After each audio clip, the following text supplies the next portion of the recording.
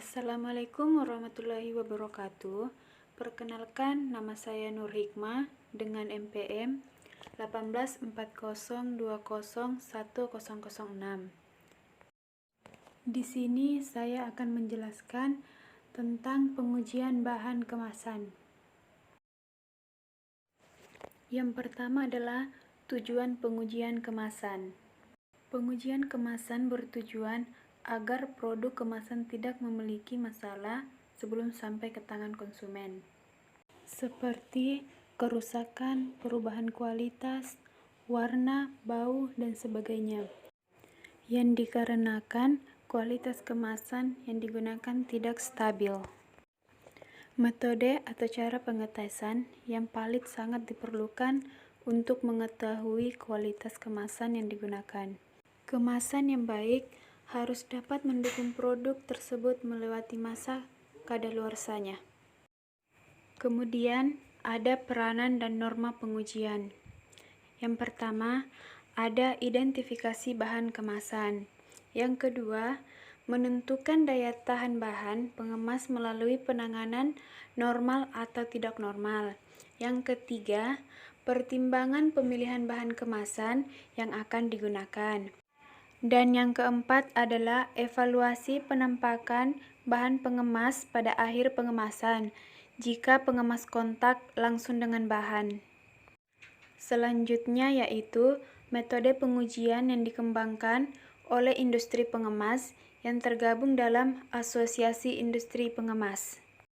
Yang pertama adalah ASTM, yaitu standar yang diikuti saat melakukan tes fill pada pengemasan. Tes fill menentukan kekuatan packing dari sebuah pak, yang didefinisikan sebagai ukuran kemampuan pak packing untuk menahan pemisahan. Hasil pengujian tidak hanya terkait dengan integritas kemasan, tetapi juga mengukur kemampuan proses pengemasan untuk menghasilkan segel yang konsisten. Yang kedua adalah TAPI. TAPI menawarkan standar dan kertas informasi teknis untuk mengukur, mengevaluasi, dan mendeskripsikan produk kertas dan film. Standar TAPI berlaku untuk bahan baku yang digunakan dalam pembuatan dan penyelidikan ilmiah. Yang tiga adalah FPA, yaitu untuk menghubungkan, memajukan, dan memimpin industri pengemasan fleksibel dan pemasok bahan peralatan ke industri. Yang keempat adalah ABA, yaitu aplikasi sistematik dari prinsip perilaku dan hubungannya dengan lingkungan untuk meningkatkan perilaku signifikan secara sosial.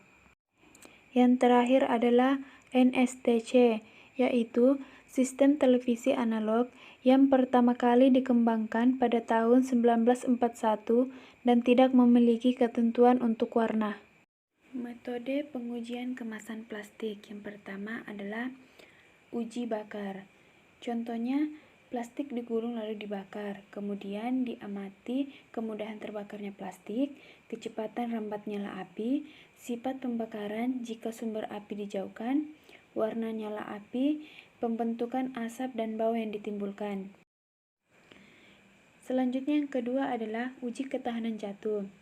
Plastik dipegang keempat sisinya, lalu beban dijatuhkan dengan ketinggian tertentu.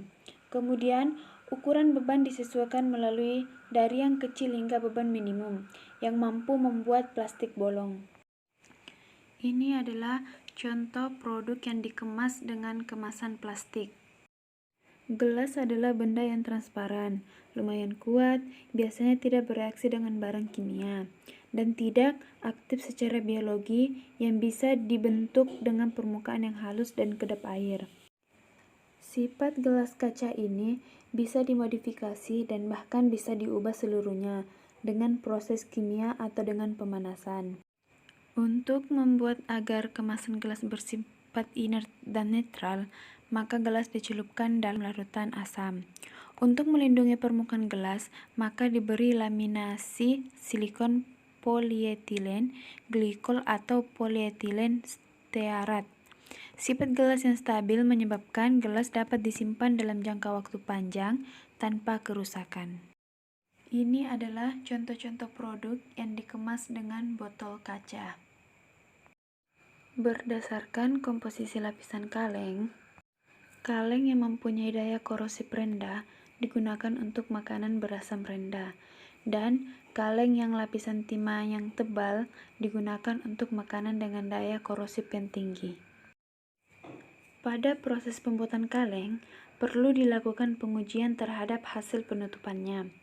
Hal ini sangat penting untuk mengurangi seminimal mungkin terjadinya kebocoran pada bagian tutup kaleng. Adapun cara pengujian kaleng antara lain dilakukan dengan menghitung persentase overlap, yaitu persentase lekukan antara bahan kaleng dan tutup kaleng sambungan ganda. Apabila persentase overlap tinggi, minimum 45%, maka penutupan kaleng sudah baik.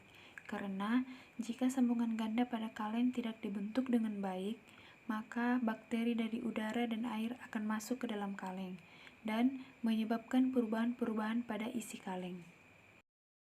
Ini adalah produk-produk yang dikemas dengan menggunakan kemasan kaleng. Sekian penjelasan dari saya. Terima kasih. Assalamualaikum warahmatullahi wabarakatuh.